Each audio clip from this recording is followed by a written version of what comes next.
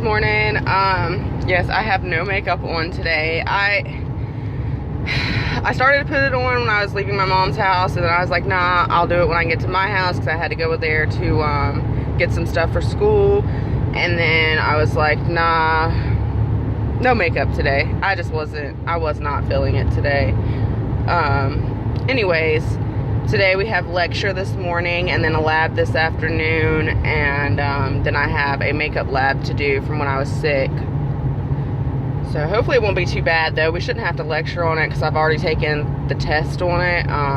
Hopefully I'll just have to do the skills part of it, which is, it's just NG tubes, and that's fine. And in our regular lab, we're just doing Foley catheter checkoffs just to make sure that we can maintain our sterility during the insertion process. It's CNA2 skills, so it's pretty easy. I mean, I say that now and then I'll be like, oh, I done, messed up, but whatever. It's all a learning experience, I guess. Anyways, so this video is not going to go in with my weekly video. I've been recording every day this week, but I wanted to tell you guys about my journey into nursing school. So this video will probably be a little longer, and I didn't think that I should add it in with my weekly video, because then it'd be like crazy long and people get bored and not watch it. Anyways, so I had originally applied for the nursing program,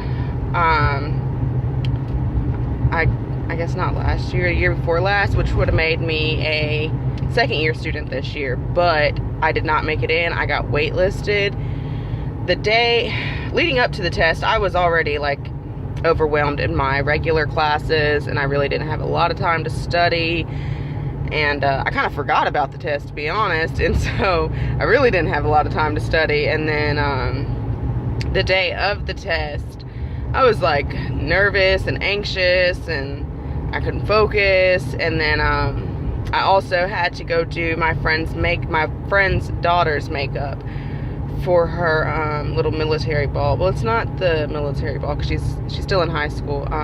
What is it, the ROTC or something? They have a little ball or whatever, so I had to do her makeup for that. And I couldn't let that little girl down. I love her to pieces. Shout out to you, Keisha, and your family, Amanda, and your brothers, my babies. Anyways, I've known them for years. I'd say my daughter's 7, so I've known them for 7 years. And Amanda's a good person, and her kids are awesome. Her kids are freaking awesome. I love them to death. She does a very good job raising them. Anyway, so, I wasn't going to let Keisha down, so I was rushing to get done with this test so I can get there to do her makeup, and I don't blame her one bit for it. I wanted to be there for her. I wanted to do her makeup. I wanted to make her feel like the most beautiful girl in the world for a day. I, didn't go to a regular high school, so we didn't have, like, athletics, we didn't have ROTC, we didn't have prom, we didn't have none of that good stuff. I went to a charter school, and we had our basic classes, and I was able to graduate early via our basic classes, like doing, what I could to finish up sooner, which was fine. I just feel like I kind of missed out on some of the high school experiences, but that's fine. Anyway, so I had taken the test, and I got waitlisted. And, like, at first, I was like, well, it couldn't be that bad. Let me see what number I am on the wait list. I don't even remember my exact number, but I think I was, like, 30-something. And I was like, oh, okay, maybe I did do bad. So, I was really, I was extremely upset because I had already told, everybody that I was applying for the nursing program. Everybody knew that I was going to take this test. And, everybody had high hopes. And I had high hopes for myself. But apparently, that didn't work out. So I was really upset. I really wanted to get into the nursing program, which I'm sure everybody that applies obviously really wants to, but I guess it kind of worked out fine, because I might not have been as ready as I thought I was. So everything happens for a reason. Well, anyways, I wasn't going to reapply because I was so upset at the fact that I didn't make it the first time. And it does, I think it was $55 to take this test. So I was like, man, I'm not wasting another $55. I didn't make it in, it is what it is. I'll continue being a CNA. But I don't remember thinking about reapplying. I don't know, I just remember getting the email saying that it was time to sign up for the Hesi test. And I was like, oh, I did reapply. Okay. So then I was like, man, I'm not going to tell anybody this time, because if I don't make it in, I'm going to be embarrassed. So I told, I went and paid the money, and then when it was the day of the test, I had told everybody that I had an extra day at school that I had to do. Like, I had an assignment or a class or something that I had to go do, and I was really going to take this test. So before the test, like I said, I had forgotten. I didn't even realize that I had reapplied because I didn't want to reapply. I was so upset and so disappointed in myself, but apparently myself was like, you're gonna reapply. So when I got the email saying that it's time to sign up for the test, and I chose my date, what day I was going to take the test and everything. From that point, I think it was maybe a week, maybe 2 weeks that I had to study for this test. And so I was currently working at a doctor's office nearby where I live at, and the provider that I worked with, she was heaven sent. She helped me in between patients. She didn't carry a very heavy patient load, thank goodness, because in between patients we were able to study, and during my lunch break I was able to study. And she taught me a lot, as far as incorporating your test taking skills into every test that you take, into everything that you do.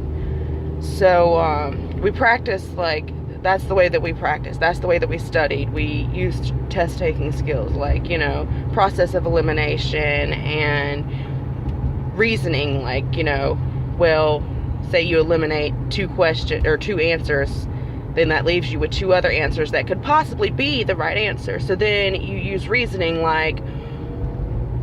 why this would be right and why it would be wrong, and then you reason with yourself of which one, and then you kind of narrow it down to that one answer that is the correct answer. And then we found a couple of websites, and we used those websites to study, and we did kind of a teach back method. We did all kinds of things, and she was awesome. She was there, she was helping, she's awesome. She moved away, she went back home to Ohio, and I don't like that. I miss her terribly, even though we only worked together a very, very, very short amount of time, but she was awesome. She was a great provider, she was a great friend.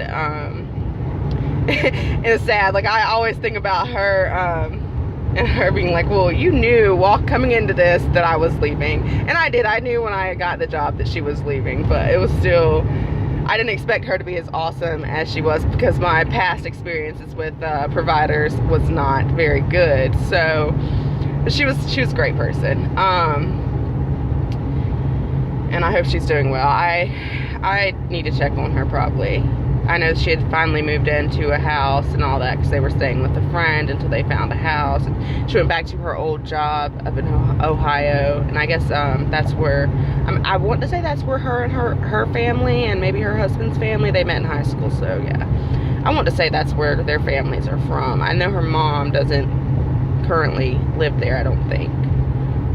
But anyways, so I'll be posting some of the websites and some of the things that we did to study, and some of the things that you guys should look out for, because there was a lot of stuff that we did not study on. I don't think anything that we actually studied was on the test. It was things that could potentially be on the test, but the test that I got, then things weren't up there. But using the skills that I learned and things that I've picked up along the way was great for taking the test, obviously.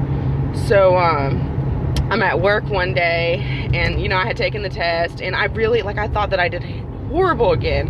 When I was leaving, the lady was like, So how'd you do? And I was like, terrible, terrible, it was all terrible. And she was like, no, I'm sure you did great. And I'm like, I don't know how to take this, because I don't know if she sees everybody's scores. I don't think she does, but you know, maybe she was just trying to make me feel better. I don't know.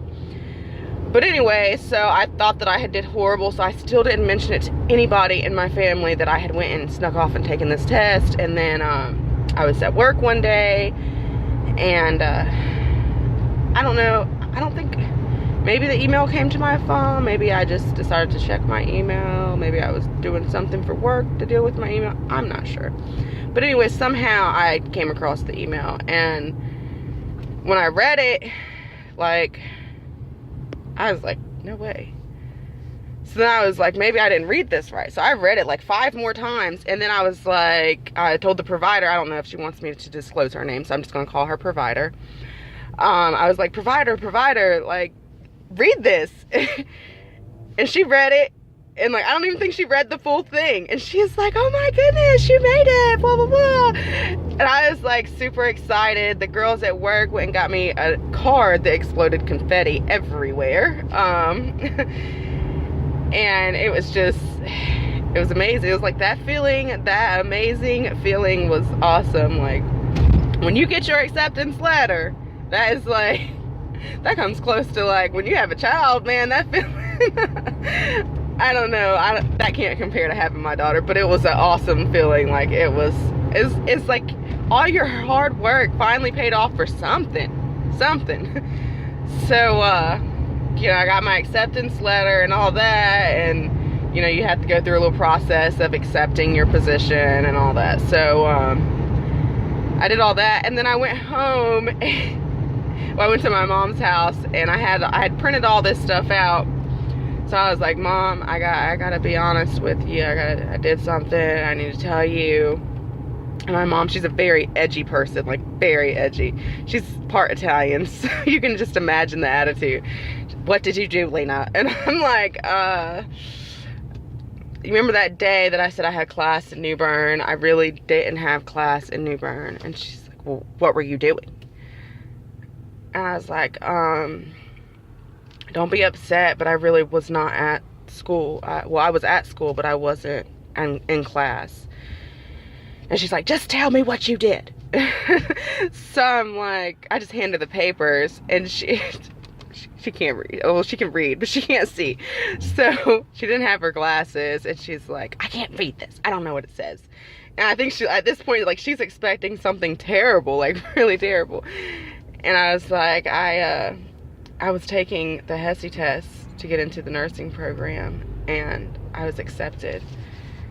And she's like, oh my goodness, oh my goodness. And she was all excited, and I was excited and stuff. So then I had to call my sister, Nicole. She's awesome. The first year that I had applied, she bought me the book to study with. But, like I said, I didn't make it in, so this time I didn't tell her that I was taking the test. So I called her, and I said the same thing to her. I was like, man, you know, a few weeks ago, I had told Mom and them that I needed a babysitter because I had school, and I really didn't. So then she's like, oh no, Lena, oh no, what have you done? And, you know, then I told her, and she was all excited. She, like, I think she screamed in my ear, and then she was running around in her house telling her husband and my nephews and stuff, and it was great. So that was my journey on to getting into the nursing program. And then, like, after that, you know, you're all anxious. You're like, I made it in. Where's the rest of my paperwork? What do I need to do next? You know? But it was fine. It was great. Everything worked out, and I am very, very happy.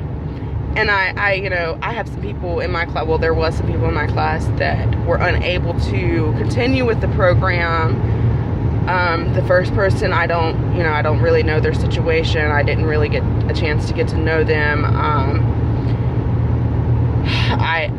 They just, you know, had posted, we had made a little Facebook group for just our class, and she had posted in a group that, you know, due to unforeseen circumstances, she was unable to continue with the program. And that's really sad, because like I said, you work hard, you study hard to get here, you know, And then for something to happen and you not be able to continue is heartbreaking. And then you think about the people who were waitlisted, you know, and didn't make it into the program and might have been in a better situation.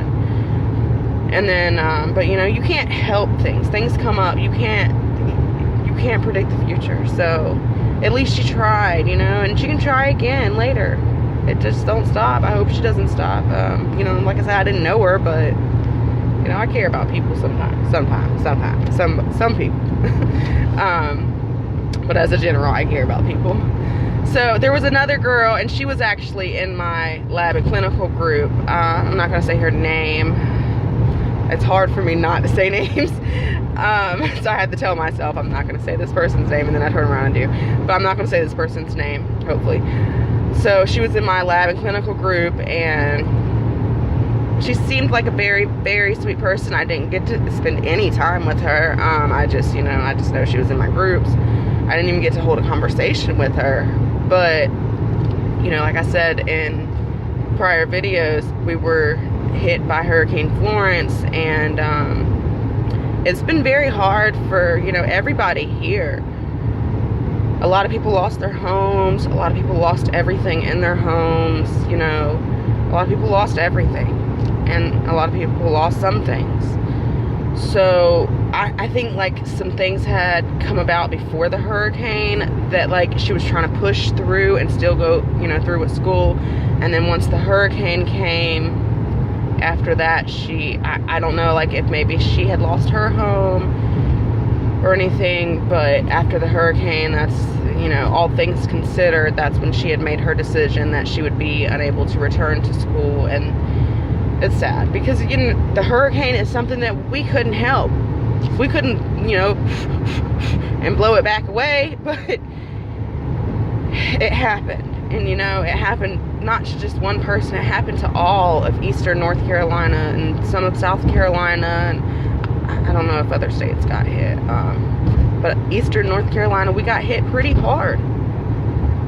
Pretty hard. Like, I had went out of town and I couldn't even come home for days. I had my children, me. I was ready to come home, and we couldn't even drive on the roads. Like, the roads, the interstates were flooded. They were, you know, there was debris and things that we couldn't get past. And at home, you know, home was without power for a while. And, you know, I still can't go home to my apartment. They're still working on it.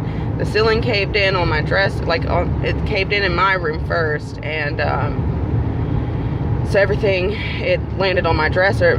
Well, it fell in above my dresser, so everything landed on my dresser, my TV, all my clothes in there. The dresser was so molded and nasty, and, you know, we had to throw out the whole thing. And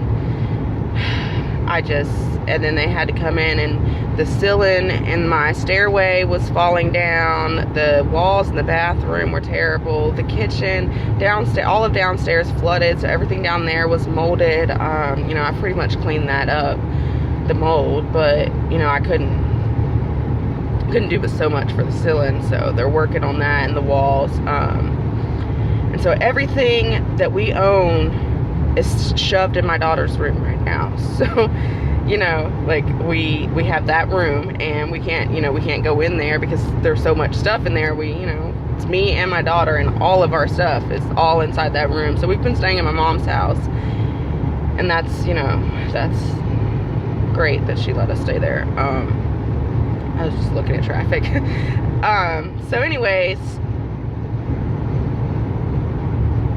I'm supposed to be talking about my journey, and then I start talking about the hurricane. Like, it was terrible, and they just seemed to be getting worse and worse. And, you know, we missed some more school after that because there was, you know, another hurricane. Thankfully, that one was not, it was nothing basically compared to Florence.